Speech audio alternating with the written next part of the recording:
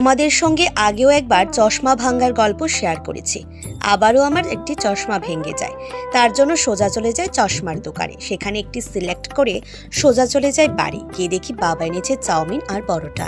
সেটা খাওয়ার পর সোজা চলে যায় সোনা বাবার বাড়িতে। ওর সঙ্গে ওর পিপাই আর কাকা একটু খেলো করছিল, ওই আমি আর সাহেব। তো খেলাধুলা করে সেখান থেকে বাড়ি চলে যায়। দিনটা বেশ ভালো কেটেছে।